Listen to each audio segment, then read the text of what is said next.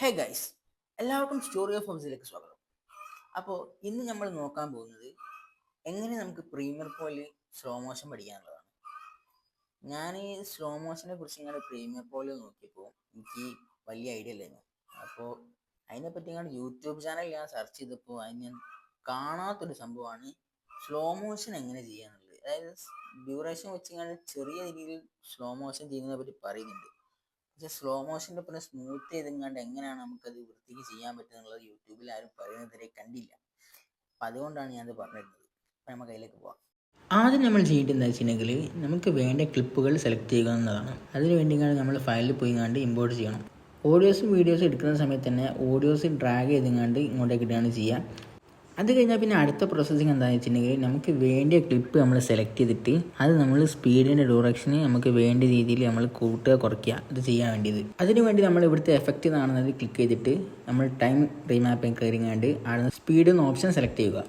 നിങ്ങളിപ്പോൾ premier pro ആദ്യമായാണ് use ചെയ്യുന്നെങ്കിൽ അതിൽ നമ്മളിപ്പോൾ ടൈം ലൈൻ നമുക്കിപ്പോൾ വലുതാക്കുക ചെറുതാക്കുക ചെയ്യണമെങ്കിൽ ഞാൻ ഇപ്പോൾ കാണിക്കുന്നത് കാണിച്ചാൽ മതി. അങ്ങനെയാണ് വലുതാക്കുകയും ചെറുതാക്കുകയും ചെയ്യൽ. അതിന് ശേഷം ഞാൻ ഈ കാണിക്കുന്ന ആ ലൈനിൽ ക്ലിക്ക് ചെയ്യാം. അവിടെ നമ്മൾ കാണുന്ന ആ വര തൊട്ടിട്ട് അവിടെ 2-3 ലൈന് നമുക്ക് വേണ്ടി ഏതൊക്കെയാണോ ലൈൻ ഉള്ളത് അവിടെയൊക്കെ നമ്മൾ ലൈൻ വരയ്ക്കുക.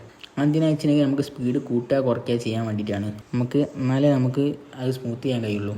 നിങ്ങൾക്കിപ്പോൾ എവിടെയൊക്കെയാണോ സ്മൂത്ത് ചെയ്യേണ്ടത്, എവിടെയൊക്കെയാണോ സ്പീഡ് കൂടുക കുറയ്ക്കുക ചെയ്യേണ്ടത് അതിനനുസരിച്ച് ഇങ്ങോട്ട് നിങ്ങൾ ചെയ്യുക. ഞാനിപ്പോൾ എനിക്ക് ആവശ്യമുള്ള ക്ലിപ്പാണ് ഞാൻ എടുത്തത്. അത് സോങ്ങിനനുസരിച്ച് കണ്ടാണ് ഞാൻ ഈ ക്ലിപ്പ് എടുക്കുന്നത്. അങ്ങനെ ആ ക്ലിപ്പിൽ നമുക്ക് ആവശ്യമുള്ള നമ്മൾ സ്പീഡ് അഡ്ജസ്റ്റ് ചെയ്ത് കഴിഞ്ഞിട്ടുണ്ടെങ്കിൽ പിന്നെ നമ്മൾ ചെയ്യേണ്ടത് വെച്ചിട്ടുണ്ടെങ്കിൽ നമ്മൾ അവിടെ സെലക്ട് ചെയ്യുക. ആ സെലക്ട് ചെയ്തിട്ടുണ്ടെങ്കിൽ അടിയിലേക്ക് ടൈം ഇൻ്റർപോളേഷൻ എന്നൊരു ഓപ്ഷൻ ഉണ്ടാവും. അതിൽ കയറിങ്ങാണ്ട് ഒപ്റ്റിക്കൽ ഫ്ലോ ആക്കുക. എന്നിട്ടൊന്ന് റൺ ചെയ്ത് വെക്കുക. എന്നാലും നമുക്ക് സ്മൂത്തായി കിട്ടൂല.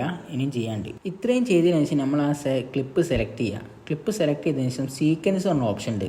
അതിൽ ക്ലിക്ക് ചെയ്തിട്ട് റെൻഡർ ഔട്ട് എന്ന് പറഞ്ഞ ഓപ്ഷൻ ഉണ്ട്. അത് സെലക്ട് ചെയ്യാം. ഈ പ്രോസസ്സിങ് കൂടി കഴിഞ്ഞിട്ടുണ്ടെങ്കിൽ സ്മൂത്ത് കറക്റ്റായി.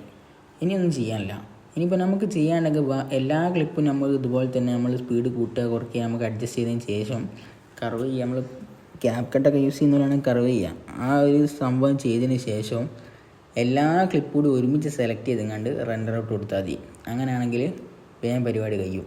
പിന്നെ നമ്മൾ ശ്രദ്ധിക്കേണ്ട കാര്യം എന്താ വെച്ചിട്ടുണ്ടെങ്കിൽ നമ്മളിപ്പോൾ ആ ക്ലിപ്പിൽ എന്തെങ്കിലും അഡ്ജസ്റ്റ്മെൻറ്റ് വരുത്തുന്ന സമയത്ത് നമ്മൾ പിന്നെ ഇത് ഒന്നുകൂടി ചെയ്യണം. അവസാനത്തെ പ്രോസസ്സിങ് ഒന്നുകൂടി ചെയ്താൽ മതി. റെൻഡർ ഔട്ട് കൊടുത്താൽ മതി. ഇതാണ് ഫൈനലായിട്ട് കിട്ടുക. അപ്പോൾ ഞാൻ ജസ്റ്റ് സ്മൂത്ത് എന്താണ് കാണിച്ചു തരാൻ വേണ്ടി എൻ്റെ ക്ലിപ്പ് എടുത്തെങ്ങാണ്ട് ഇട്ടതാണ്. ഞാൻ ആദ്യം ചെയ്തിച്ച് കഴിഞ്ഞ വീഡിയോ ആണ്.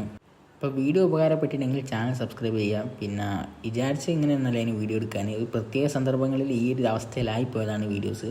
അതിനുള്ളത് നമുക്ക് അപ്ഡേറ്റ് ആക്കാം. Okay, by.